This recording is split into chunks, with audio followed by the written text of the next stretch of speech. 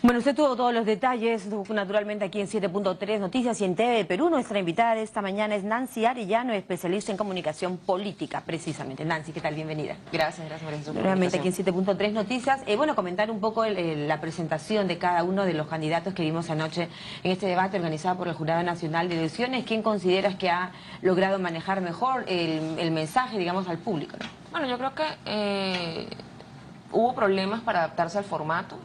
Vimos muchos de los candidatos a los que se les acabó el tiempo, no lograron Casi a todos estructurar. Sí, y la verdad es que ya estaba dicho cuánto duraba cada una de las presentaciones, por lo menos en lo concerniente a la presentación y al mensaje final. No hay excusa para que no hayan logrado dar con los tiempos. Pero lo que hubieran hemos venido preparados para emitir un mensaje muy puntual en el tiempo que estaba estipulado. Esa improvisación, la verdad es que no venía al caso. No es plausible, no es Ahora, sin admisible. embargo, todos han coincidido, casi todos, en señalar que la estructura un poco apretada, digamos, en los tiempos, que no puedes en 2 minutos exponer de pronto una serie de propuestas. Yendo un poco más al manejo de cada candidato, ¿no? ¿Qué te pareció un Fernando Olivera versus Alan García? ¿Algo nervioso crees tú? Olivera me pareció que, bueno, dada la posición en las encuestas, creo que no tenía nada que perder. Él fue a actuar mediáticamente y a dar lo que pensó que la gente quería. ¿Desaprovechó, crees tú, una oportunidad en la que por lo menos ha podido dar a conocer alguna propuesta interesante? Yo creo que sí. Creo que si él intenta apelar a hacer un desmarque de la clase política, pese a tener muchos años, básicamente en el mismo discurso, afrenta a Alan García, cosa que no es nueva, creo que sí desaprovechó esa oportunidad. Creo que se banaliza el discurso en esas discusiones. Pérdida de tiempo, ¿no? Se pierde el tiempo. Creo que García, bueno, la situación obviamente era incómoda. Naturalmente. Porque no era el objeto del debate, y de hecho después lo llaman a capítulo. Lo que creo que también pudo haber sido otra forma, porque ya todo el mundo estaba advertido de que se iba a hacer la actuación de Olivera. Entonces quizás el jurado debió en el momento, o los moderadores, haberle advertido a Olivera antes.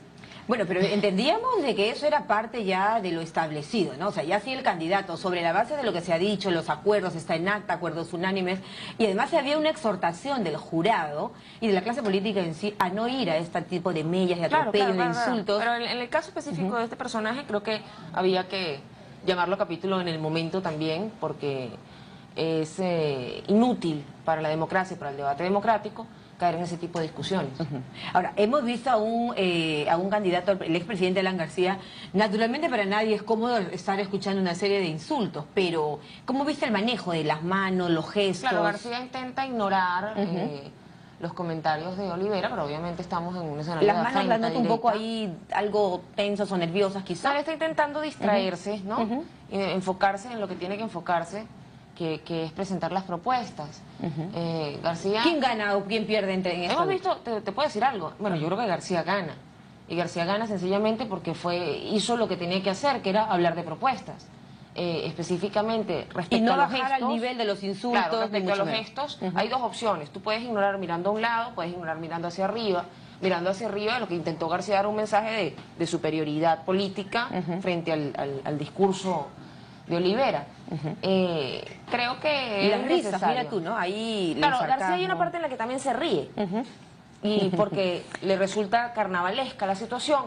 En el caso de Olivera, 3/4 es lo mismo para buscar... Eso acabará el 28 ahí de escuchamos. junio. Tenga la seguridad, usted va a ser juzgado por la nueva justicia y va a ser condenado por los jurados con participación popular que allí habrá. Y por eso es que nosotros aplicaremos el mayor presupuesto de la República al sector educación, para que un pueblo que sabe no lo engaña a nadie, no lo engaña un charlatán, no lo engaña un comandante, no lo engaña una japonesa, no lo engaña a nadie. Por eso la educación libera al pueblo, y por eso es que usted, doctor García Pérez, nunca ha invertido en educación. Bueno, entonces hemos revivido un poquito de juicios populares, por ejemplo. ¿Qué es eso? O sea, es una cosa así medio Revolución Francesa que no viene a colación, ¿no?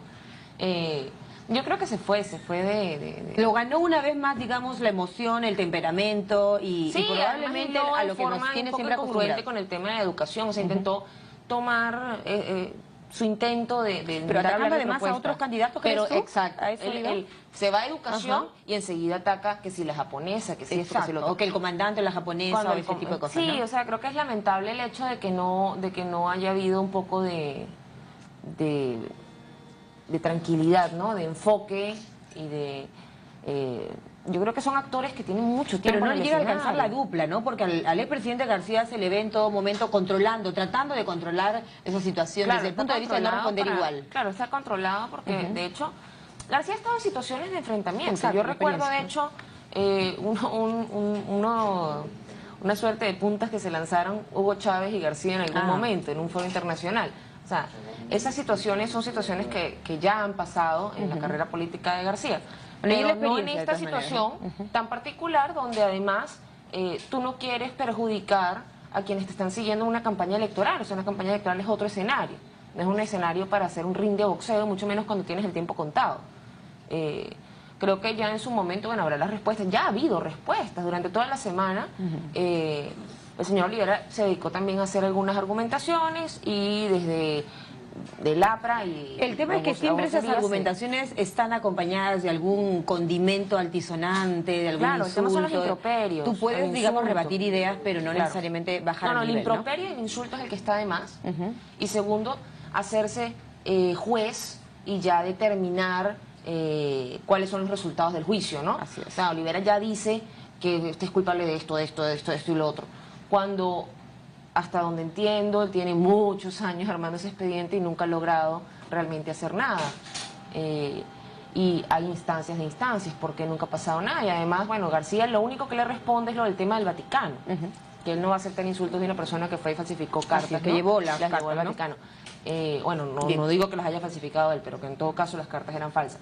En ese caso, digamos que lo que él intentó fue, con un argumento, desactivar la validez de las argumentaciones de Olivera, como si aquello era falso, como sabemos que todo lo que tú En estás todo diciendo caso, el es objetivo falso. de no distraerse y más bien presentar propuestas aún con el tiempo algo contado, porque hay algo que señalar y es que todos los candidatos han hablado un poco de la estructura en sí del debate con estos tiempos cortos, que no ha podido, digamos, explayarse en sus propuestas. Claro. Pasemos a Keiko Fujimori, ¿qué te parece?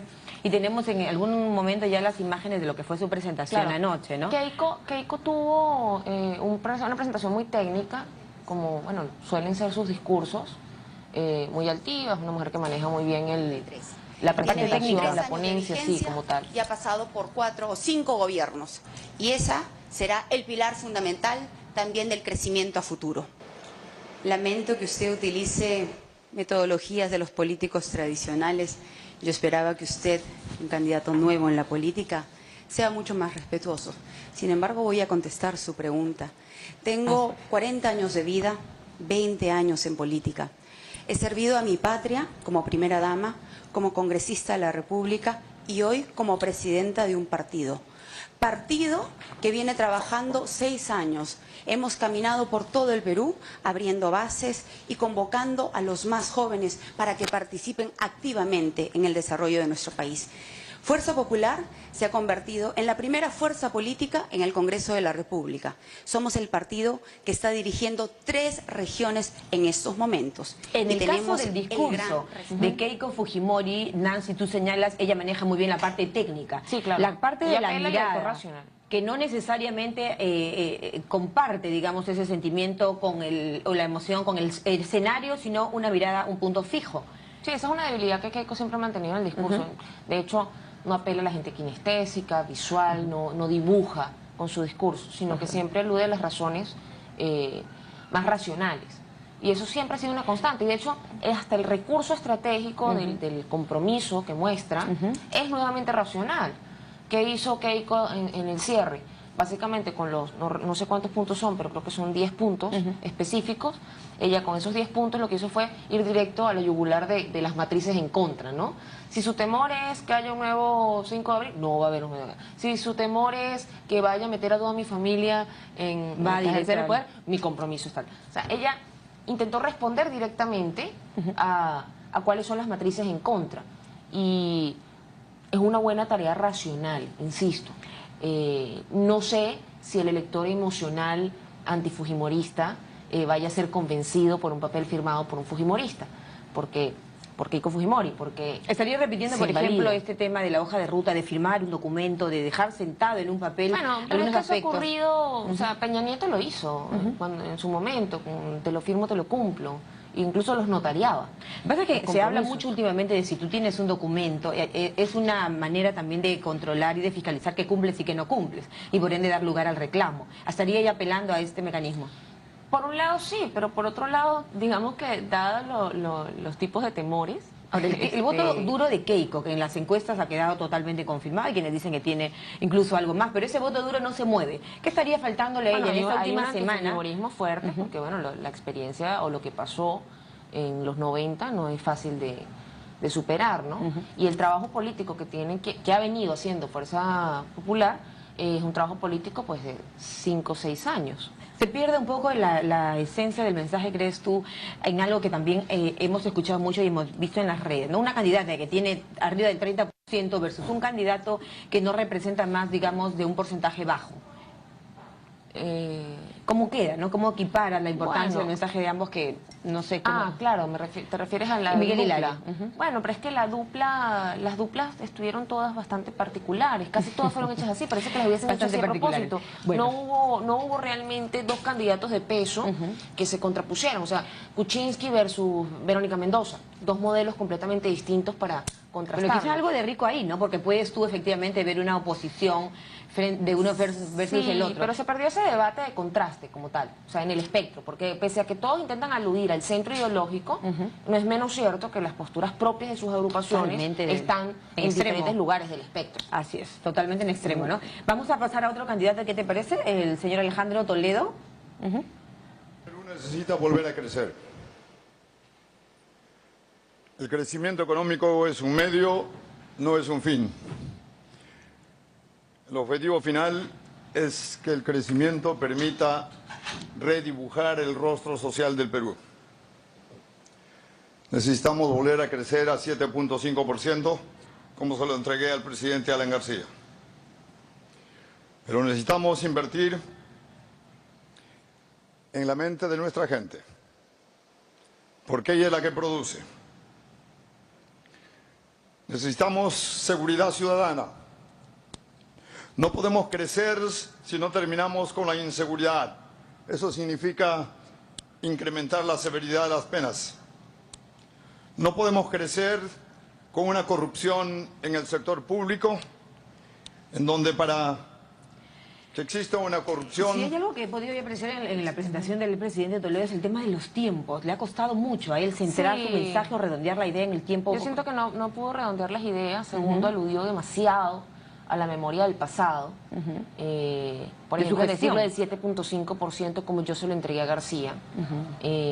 Cuando eso es inviable, o sea, es inviable una promesa, o por lo menos...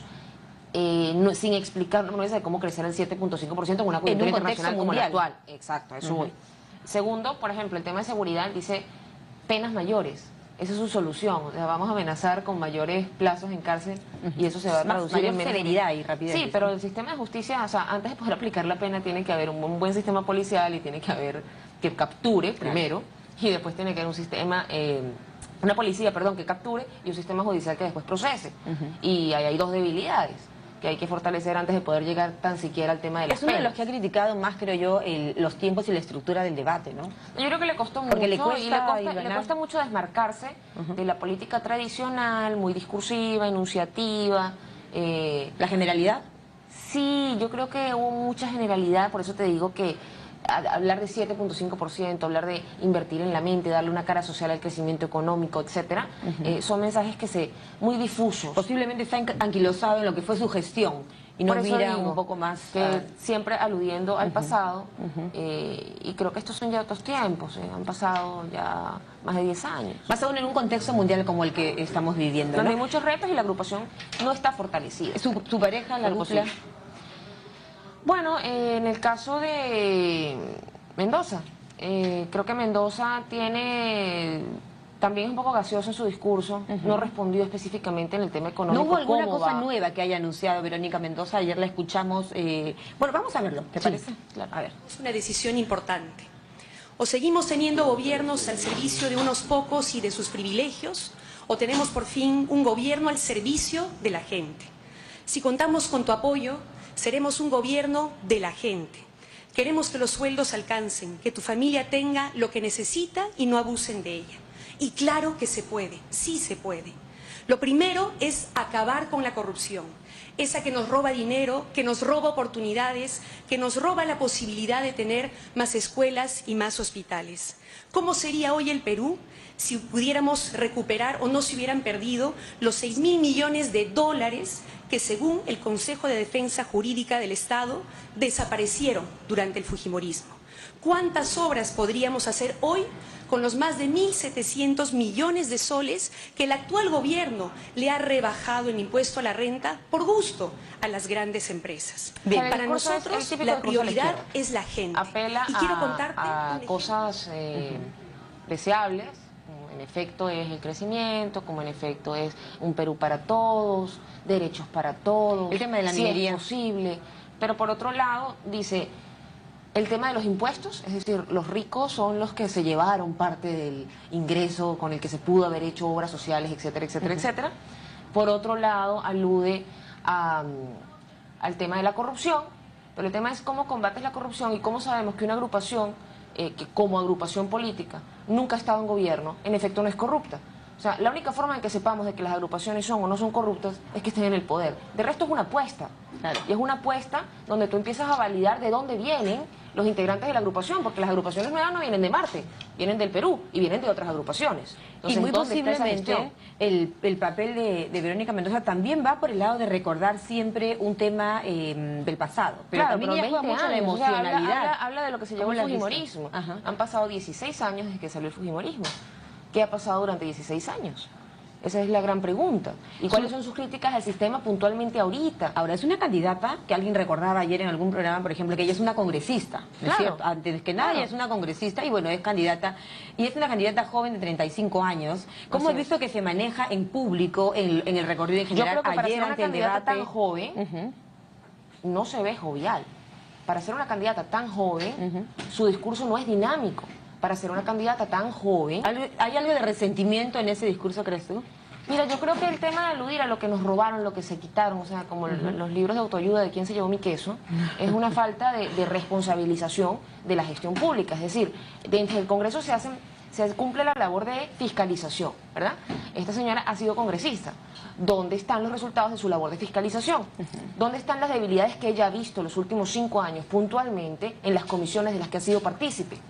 Entonces, es muy difícil que yo pueda validar racionalmente un discurso que ha tenido la oportunidad de verse convalidado con acciones debido a que ella ha estado en poder, por decirlo así, siendo congresista, y que tenemos nuevamente un discurso gaseoso, un discurso muy enunciativo y típico. Algo también como que se perdía un poco en la generalidad y en el aspecto de la izquierda. O sea, obviamente ha quedado absolutamente... Sí, claro. A mí me parece que ayer quedó muy claro. Bueno, ahí está diciendo claramente, hay un tema de aumento de impuestos a las empresas, que ella ve como la forma de financiar el gasto público. Le cuesta mucho ir al centro. O sea, ella sabe que el país le cuesta mucho porque, bueno, en la agrupación, de hecho, hay personas muy radicales en sus planchas congresales. Pero es que en algún momento ella hablaba de modernizar la izquierda. Sí, pero es que modernizar la izquierda no es un proceso prescriptivo.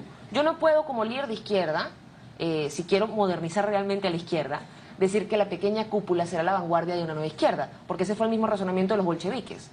Decir que la pequeña cúpula era la vanguardia de la izquierda. O sea, tenemos que hablar de que tiene que haber unos procesos descriptivos de la nueva izquierda. ¿Cuál crees tú que tendría que ser el viraje o no virar? Yo soy socialdemócrata. No sé, en este momento... Yo soy de centroizquierda. O sea, claro, pero a eso iba, ¿no? Porque ella está completamente ya posicionada, ¿no es cierto? En sus ideas, en sus propuestas, en su discurso en sí mismo. Pero ¿qué tendría que hacer en esta semana para...? Yo creo que ella tiene que combatir esas matrices que están en contra, ese temor, por ejemplo, a estatizaciones, ese temor a que haya un control excesivo por parte del Estado, que ella proponga un modelo de ese tipo. Variar un poco, ¿no? Pero no ayuda su plan de gobierno, no ayuda la idea de una nueva constitución, no ayuda las recriminaciones contra el pasado a diestra y siniestra, sin reparar en puntualidades. Claro. No ayuda que hable mal de la Constitución solamente por el origen de la Constitución y no se siente a revisar exactamente cuáles son las falencias del texto. La Constitución es una de sus ideas más claras, más repetidas. Y son una de las más absurdas, porque en el mundo los cambios constitucionales no producen realmente cambio social. Vámonos al otro extremo, ¿qué te parece? Revisemos a PPK. La corrupción se combate desde arriba. Tenemos que empezar desde arriba.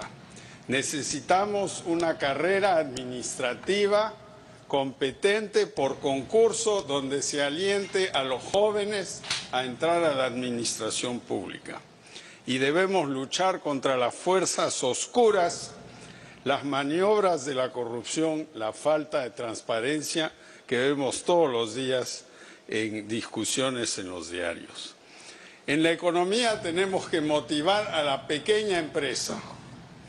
El Perú es un país de pequeñas empresas, pero que sienten que el Estado les pide y les da muy poco.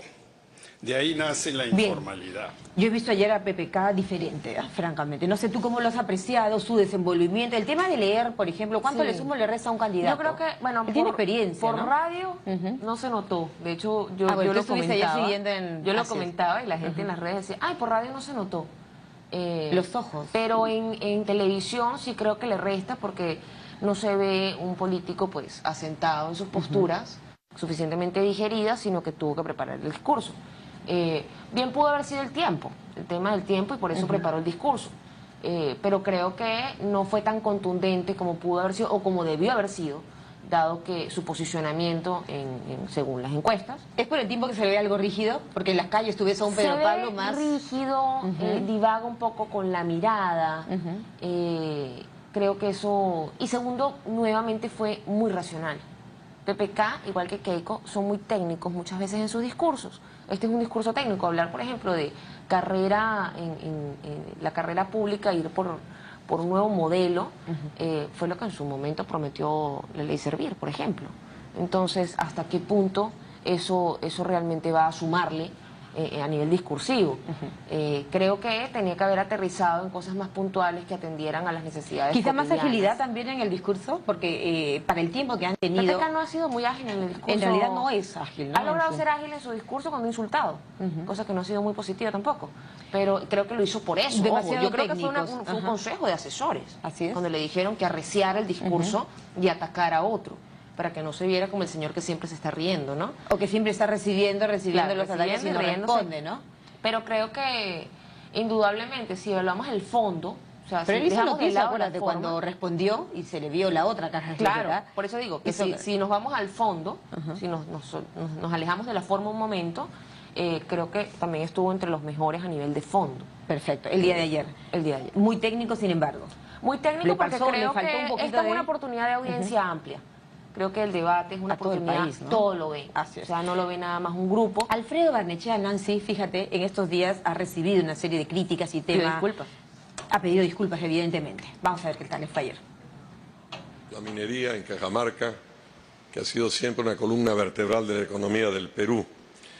En el plan de gobierno de su contendora, la señora Verónica Mendoza del Frente Amplio, se habla también de reducir la minería al mínimo posible. Veo que en eso tienen coincidencias. ¿En qué se diferencia usted de Verónica Mendoza? Perú ha recibido por el gas 30 veces menos que por el mismo gas ha recibido Bolivia. Hay un contrato con México que es un contrato secreto. Es una pérdida de miles de millones de dólares que hubieran servido para financiar la gran revolución en libertad que proponemos. Pero será seguramente materia de otro debate. Lo que nosotros planteamos es dejar de ser un país productor de materias primas solo y convertirnos en un país industrializado. Esencialmente, pasar la plata de los recursos no renovables.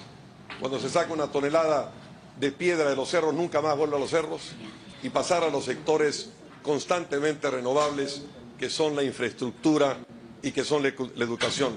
Y es fundamental para eso construcción de nuevas carreteras, por ejemplo, como la entre Huánuco y Sayán, la de Cañetes con Yauyos, y una carretera entre Chimbote y Guayaga. Bueno, y hay también varios aspectos en el discurso de Barnechea y es que él arranca su presentación con una disculpa, por ejemplo, ¿no? Sí. Reiterando la disculpa. Bueno, la disculpa, no sé hasta qué punto logra calar, Cala en- porque luego, 2 minutos después que se acaba el debate en televisión, en entrevistas particulares, va y dice que él no La hizo misma- nada malo, la pero misma que... actitud. Sí, pero que no, pero que... Entonces... Ahora, la disculpa por lo de Mercedes porque si Arao, piensa que yo me equivoqué. Ajá. La disculpa Él por pide el disculpas por chicharrón. si la gente piensa que él se equivocó, pero él no se equivocó. Entonces, es difícil. Es un tema de figura, no de fondo, dices tú esa disculpa. Sí, lo que creo es que, bueno, tiene que practicar más ser más, llegar mejor y comunicarse más la sencillo, conexión y el respeto al otro, la mimetización como recurso político. Porque cuando yo busco ser tu representante, tengo que hacer que tú sientas que en efecto te entiendo y me puedo poner en tus zapatos. Un chicharrón no es un chicharrón. Un chicharrón es un símbolo. Es un sentimiento. De que yo puedo entender tu situación. Esa señora que me entrega el chicharrón renuncia a recibir el sol por el cual hubiese podido vender ese chicharrón y se lo da a él. Claro, ahora y además le muestra algo de su cultura local, le muestra algo de su esfuerzo. Si hubiese sido un artista y le hubiese entregado una escultura, ¿la acepta o no la acepta? La acepta. O la escultura sí, pero el chicharrón no. Es lo mismo. Ambos son el producto del esfuerzo humano. Hay una parte en la que él lee, hay una parte en la que él ya tú lo ves cuando habla, por ejemplo, de las carreteras. Esa parte lo encuentro muy espontáneo. Claro, muy genuino hay dibuja, y Barnechea tiene esa virtud, él logra dibujar en la mente de la gente, aún con la seriedad. Su discurso tiene ese positivo. Por el lado de fondo, nuevamente, está un tema de que él habla de los recursos renovables, los recursos no renovables, y dice que dentro del recurso renovable la inversión, lo que se obtiene por los recursos no renovables, vamos a invertirlos en recursos renovables, y dice que es infraestructura y educación. Correcto. Pero antes alude a una diversificación económica, pero esa diversificación económica y la industrialización del Perú no va a pasar en una generación, en un gobierno, como él señala, si nosotros invertimos nada más en infraestructura y en educación. Entonces, ahí es donde no se termina de morder la cola la serpiente. Claro, pero recordemos que el discurso de Barnechea es muy puntualizado también en el tema del gas. Y es una de las personas que probablemente más conoce y ha escrito del tema del gas, no de ahora, ¿no? También es un periodista. Pero solo de gas no se vive. Naturalmente. Pero es un tema central, ¿crees tú, en la economía del Perú? ¿Logra el plasmar un tema central? Todo el tema de las economías extractivas, claro que es importante, pero no es menos importante que para poder asumir o enfrentar los problemas venideros, buscar renegociar todos los contratos,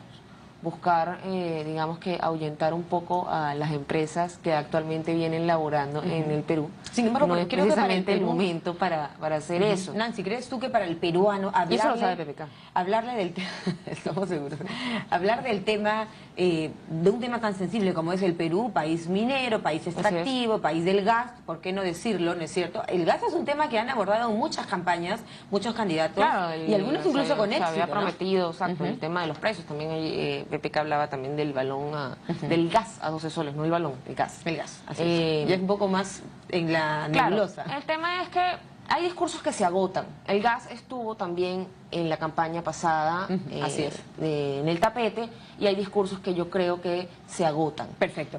Ahora, vamos a seguir viendo parte del debate. Ahora vamos a ver a Gregorio Santos Guerrero. ¿Cómo se habla de economía si la riqueza nacional en esta Constitución se le permite que se la entregue al capital transnacional? Se le permite que se firmen contratos ley que ha permitido que en estos 23 años las 25 mineras no paguen muchas de ellas regalías y se agarren de los contratos ley.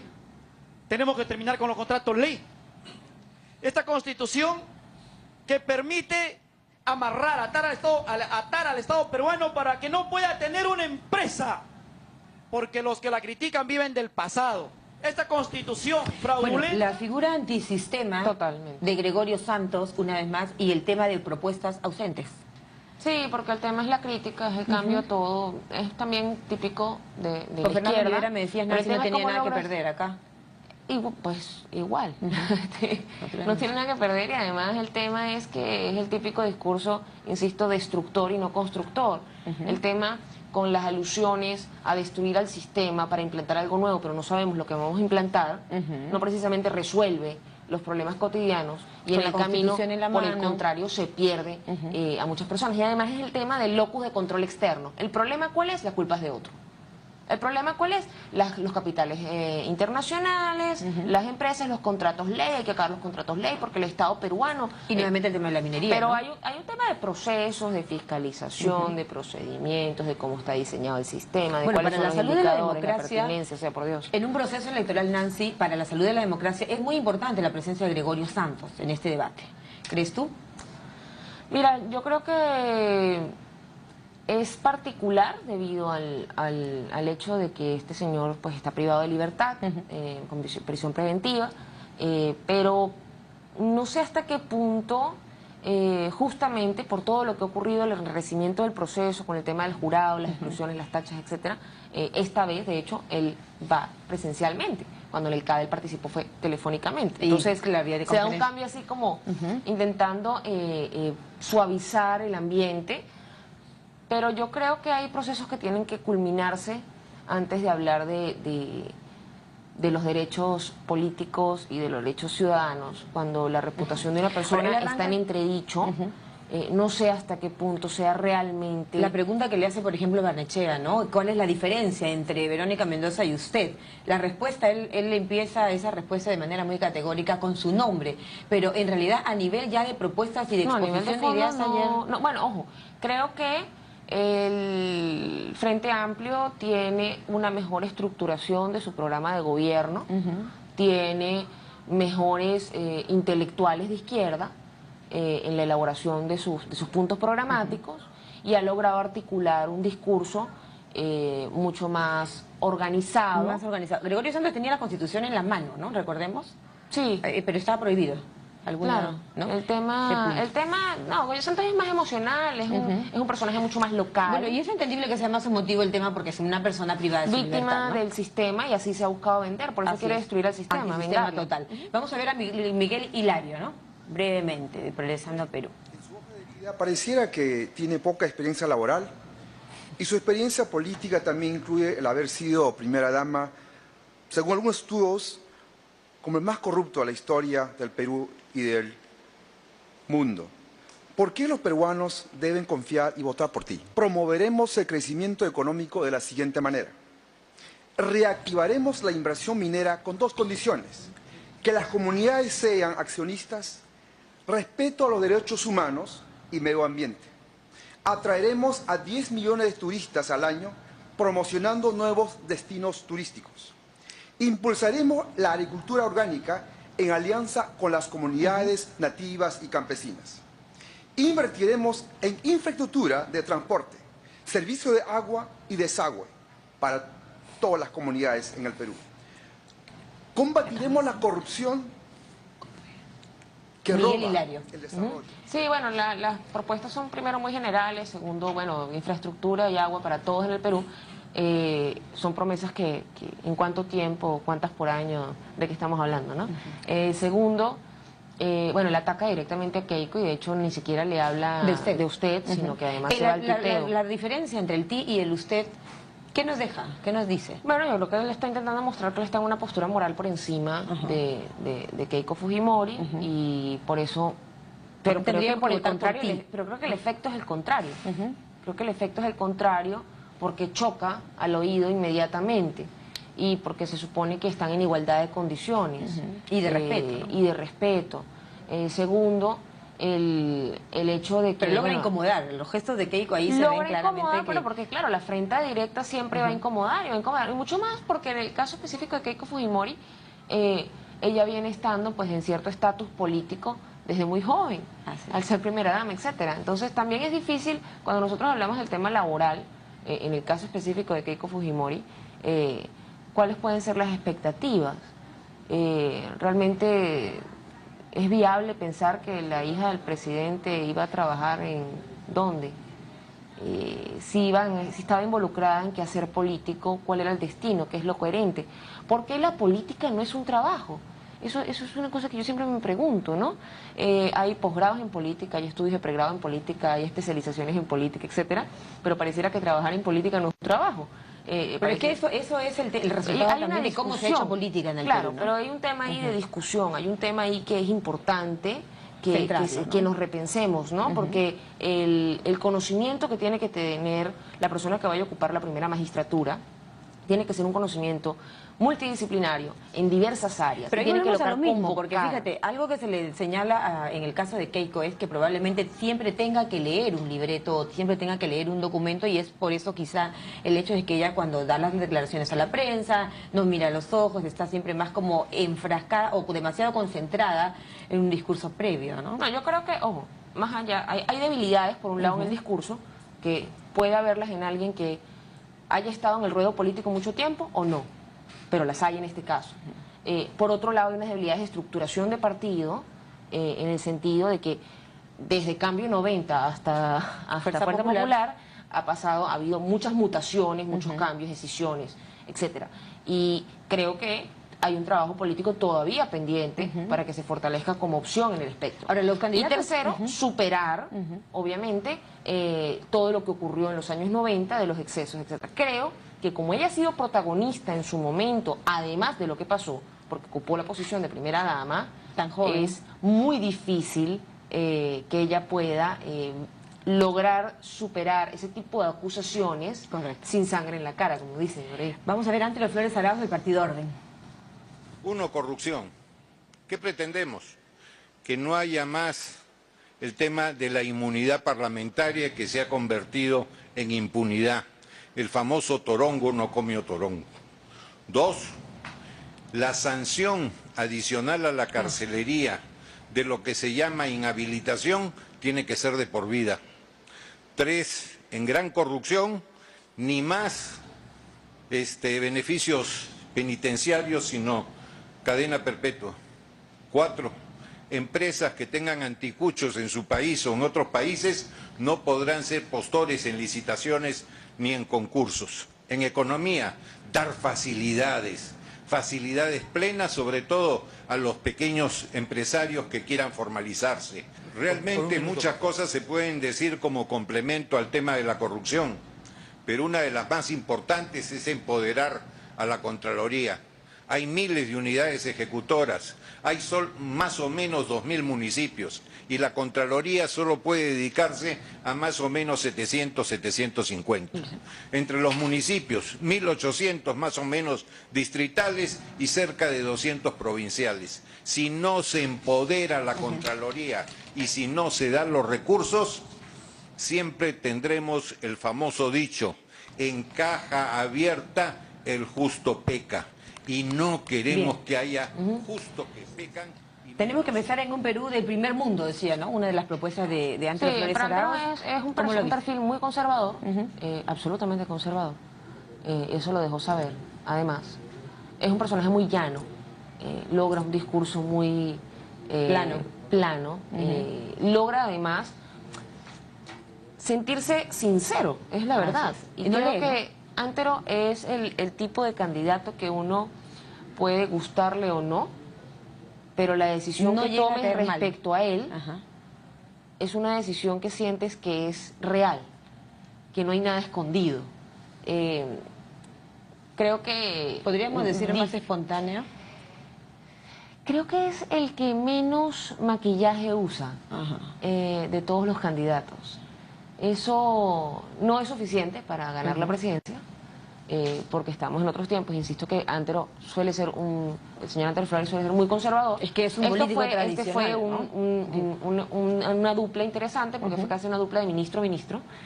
Además, son dos personas que han tenido gestión pública, son dos personas que saben del manejo del presupuesto. Y se manejó alturada la presentación de ambos, ¿no? Bueno, habló directamente de sus propuestas y creo que, bueno, específicamente con el tema de corrupción, creo que, bueno, el tema de hablar de cadena perpetua, el tema de...